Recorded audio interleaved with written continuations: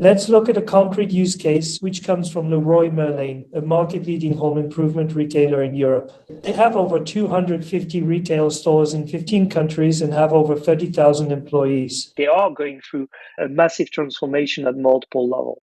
So they've been rehosting a lot of what used to be in the data center to a mix of SaaS and cloud applications hosted in GCP. Obviously, all the new applications that come with apps are developed straight into the cloud to become more efficient. And the structure of the connectivity between the store and those different applications has changed from MPLS to an SD WAN, bringing more redundancy, lower latency, and of course a better cost. Every store has two turn delays from different operators. Obviously, the Wi-Fi is modern and up to date.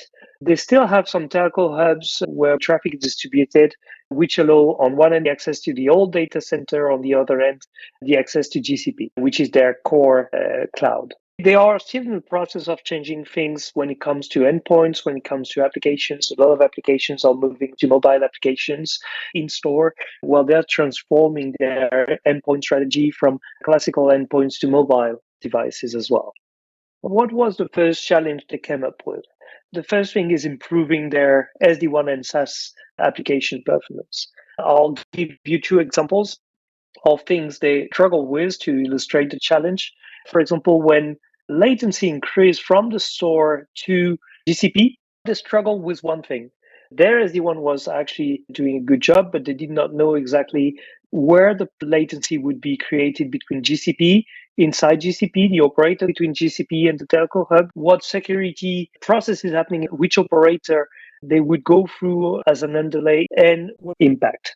So the first thing was understanding where is latency created.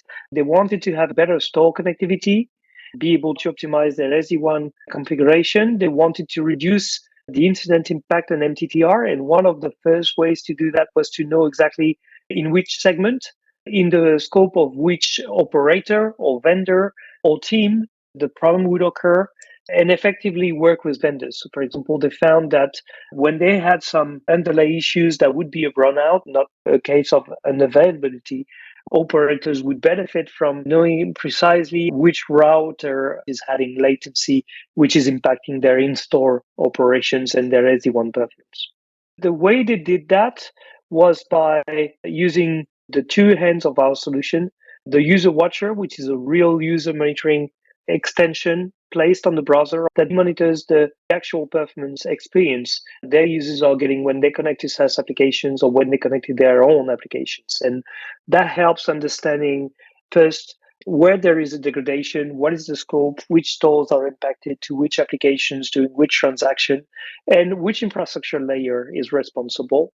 Is it a network issue? Is it a DNS issue? Is it a server processing issue?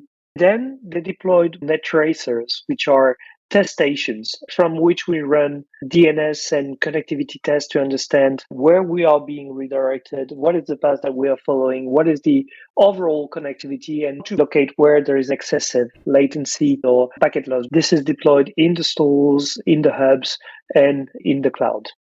The outcome is improved business performance. So they reduce the incidents that impact the business. They save turnover that way. They improve employee productivity. And MTTR has been reduced to hours from what used to be weeks of effort, resulting in more efficient operations.